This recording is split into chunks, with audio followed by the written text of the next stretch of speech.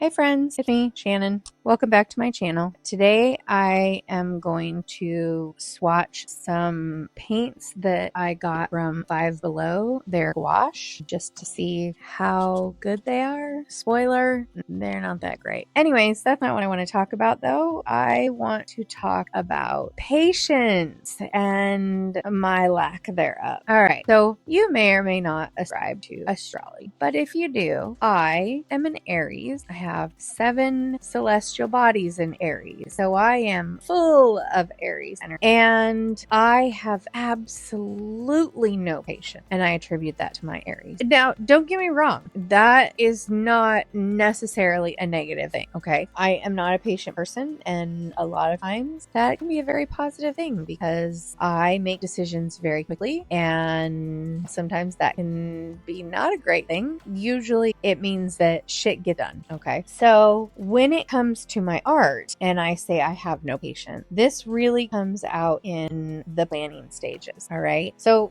I really want to share this because I know there are other people out there who are like me and they probably struggle with these same ideas and thoughts when they're creating art, especially they look at other people and the way that they create art, right? So for example, if you've ever taken an online art class, right? For someone who has done visual development or you're learning how to do storytelling, anything like that, right? A lot of the times the process is the same. Come up with an idea, you sketch out some different thumbnail compositions, then maybe you'll decide on a composition and you'll come out with a rough sketch. Maybe you'll do several color studies to see what colors you want to use, and then eventually you'll do the final inking of the art, and then you'll actually do the painting or the coloring, and then finish it with the details, fully rendering it. Okay, this is a very common process for a lot of artists. It is also a process that does not work for me at all. I chuck it out the window, and here's why. When I create a piece of art, I'm going to create that piece of art once. Once I have done it, I've done it, and I'm ready to move on to the next thing. I just don't have the patience to do 12 thumbnails or create the piece of art and color it 5 different times. Does that make me a bad artist? No. It just means my process looks very different. I'm not saying that process is bad or that the people who do that are taking too much time, because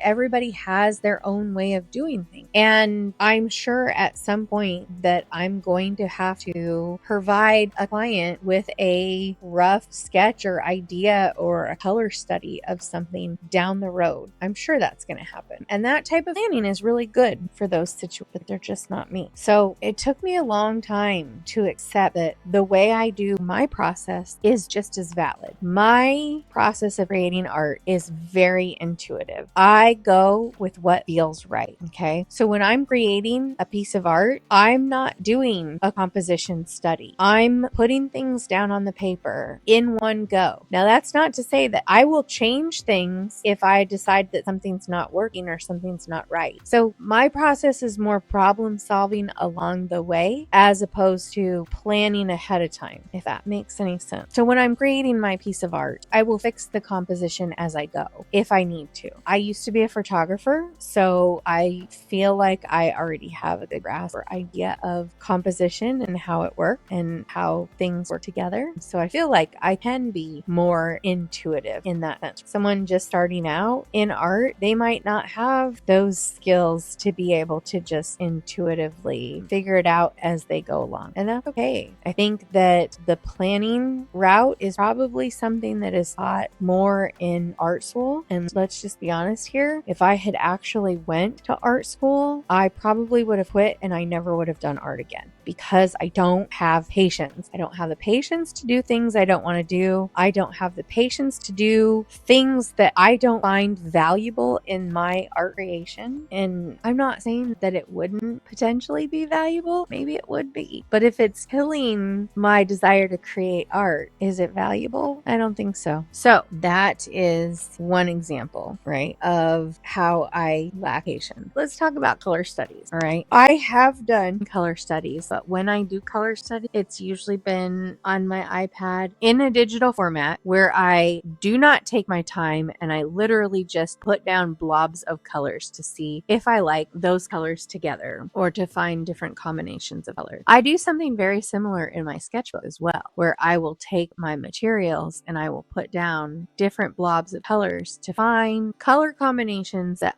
I also just have regular go-to colors that I like to use, and I just tend to stick to those colors. Also, color theory. It is really important to understand color theory, especially if you are making intuitive on-the-go color choices. It's a good idea to understand how colors work together, which I do. So that works for me, right? I have that background knowledge. I have that understanding, so I can make intuitive color choices. And if I'm working on a piece and I'm not quite sure what I want to use for a specific area, particularly if it's like a large area, like a sky or the ground, sometimes I'll take a picture of the piece that I'm working on and I'll bring it into Procreate and I will put the colors that I'm thinking of using into those spaces just to get a quick visual of whether or not I like that color in that space. That is usually for very large areas of the piece that I'm working on, and I know that it's a color that is going to be very dominant in the piece. But even then, I will be honest with you, I don't do that a whole lot. It's just occasionally when I really am unsure of which route I want to go. And it's usually a situation where I'm not sure if I want to go with a light color and light value or a dark color and dark value, because value matters. But guess what? I'm not patient, so I don't sit there and plan out my values either. I watched a video one time of an artist who they fully did their piece in black and white in different values, and then they recreated that piece with color. And I'm not kidding you, I thought to myself, if I had to do that for every piece of work, I would die. I would give up. I would not create art. If I essentially had to create the piece all over again, this is the same problem that I have with, okay, I don't use Photoshop. I don't want to use Photoshop. You're probably going to hear me rant about many times, but here's my problem. I understand that Adobe products are the norm in the design world, but I used to be in photography and I owned Photoshop. I bought the last version of all of those before they went to a subscription service. Okay. Paid a lot of money for them and I used them for years and years because they were on my computer and they continued to work just fine. Okay. Jump forward,